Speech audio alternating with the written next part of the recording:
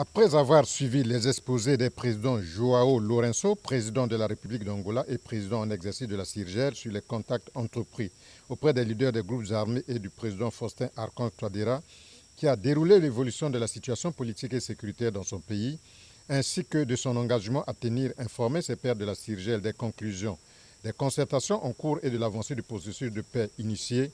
les chefs d'État et de gouvernement de la CIRGL ont salué l'esprit d'ouverture du président Faustin Archange Touadéra, ainsi que les concertations initiées conformément à la feuille de route mise en place afin de mener à un dialogue républicain avec les forces vives de la nation et les institutions de la République. Ils ont également noté qu'une évaluation a été menée afin de revitaliser l'accord politique pour la paix et la réconciliation qui demeure le socle de référence dans la recherche d'une solution durable à la crise centrafricaine et constitue ainsi l'instrument de promotion de la paix.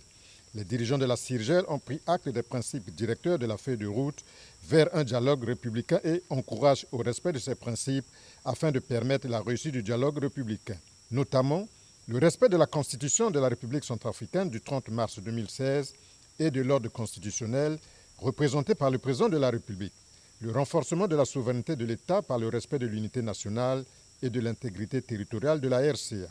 la réaffirmation des conclusions du Forum national de Bangui comme instrument de réconciliation nationale,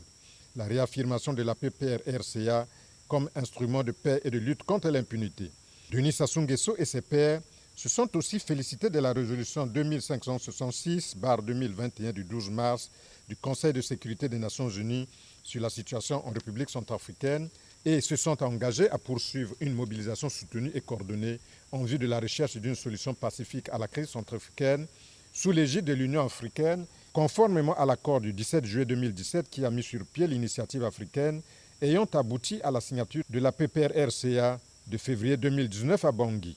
Par la même occasion, les chefs d'État ont demandé à la communauté internationale, en particulier aux Nations Unies, de s'associer aux efforts régionaux visant à apporter un soutien aux efforts initiés par la République centrafricaine en vue de revitaliser l'accord politique pour la paix et la réconciliation, APP-RCA, afin de respecter les engagements et les principes tels que le non à l'impunité et l'adhésion au programme DDR. Au cours de ce deuxième mini-sommet, les dirigeants de la CIRGL ont aussi souligné l'importance de mettre fin à l'impunité en République centrafricaine en traduisant en justice les auteurs de violations du droit international humanitaire et de violations des droits de l'homme. Ils ont réitéré leur condamnation aux attaques perpétrées par la rébellion CPC et ont exhorté au respect des engagements liés à la PPR-RCA. À Luanda, quelques décisions visant à la stabilisation de la RCA